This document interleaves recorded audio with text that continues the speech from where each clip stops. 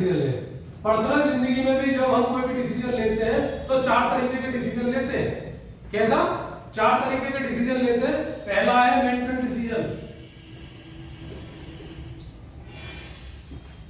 यहां खाना पूर्ति करने के लिए ना है सर, आप अपने सपने पूरे नहीं कर पाए, मैं लिख के दे सकता हूं, आपके बच्चों के सपने आरसीएम पूरा कर सकता है। क्योंकि यहां पर जो लोग हैं वो आपका टांग खींचने वाले लोग नहीं है, आपका हाथ पकड़कर आगे बढ़ाने वाले लोग हैं। तो आप डिसीजन लें तो सही तरीके से डिसीजन लें, अपने दिमाग को सोचकर समझकर, बच्चों के बारे में फ्यूचर समझकर कि आज आपको रोजगार नहीं मिला, 10 साल बाद 5 साल बाद आपके बच्चे रोजगार के लिए घूम रहे होंगे तो क्या उनको सही तरीके से रोजगार मिल पाएगा? क्यों जी मिल पाएगा? अच्छा, आपने कभी भी गधों में रेस होती देखी है? क्यों शर्मा जी, किस में रेस होती है? घोड़ों में। तो टेस्ट पार कौन से बच्चे करते हैं, जो गधे होते हैं या घोड़े होते हैं? तो वहां कितना कंपटीशन है सोचो। सही बात। वहां कितना कंपटीशन है भाई, टेस्ट पार करेगा वो घोड़ा ही तो करेगा।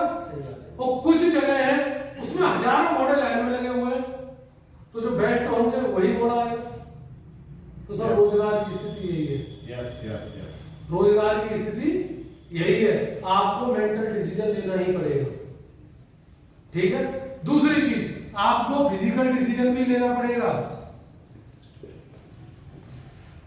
कई बार आदमी दिमागी तौर पर तो एक्टिव रहता है, उसे सब कुछ पता होता है, लेकिन घर पर बैठा रहता है, फिजिकली रूप से वो बाहर काम करने के लिए नहीं जाता। जब आप काम करने के लिए नहीं जा रहे तो सब पैसा कैसे आ सकता है? घर बैठे प्लानिंग करने से पैसा नहीं आता। पैसा तो टर्नओवर से आता है। टर्नओवर तब होगा जब आप नए नए लोगों से मिलेंगे, नई नई चीजों के बारे में जानकारी देंगे, अपनी हल्दी के बारे में किसी को बताएंगे, अपने जूतों के बारे में किसी को बताएंगे, अपने शैम्पू के बारे में बताएंगे। यस। तो टर्नओवर कब होगा? जब आप फिजिकली लोगों से मिलोगे। तीसरा डिसीजन आप ले सकते हो, वो है सर इमोशनल।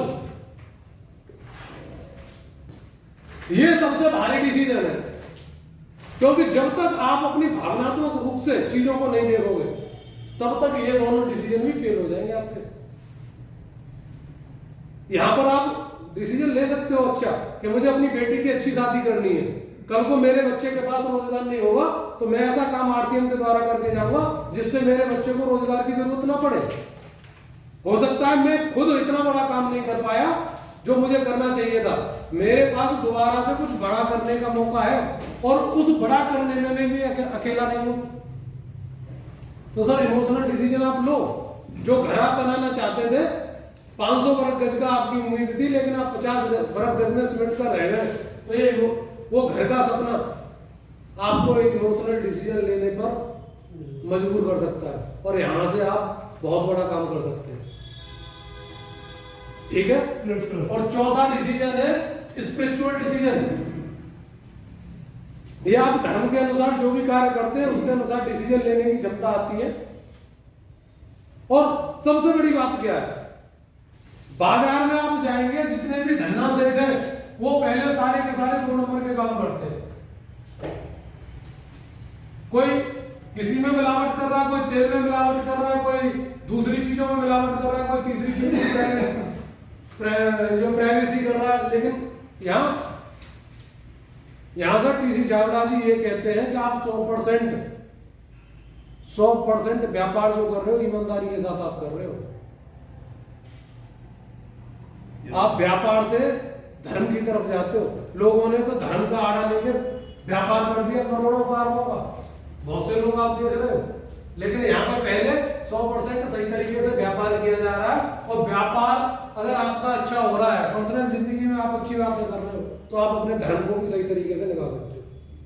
तो डिसीजन ले सर, आप जो भी डिसीजन आप अपने तरीके से लेना चाहते हैं। ठीक है। Yes sir.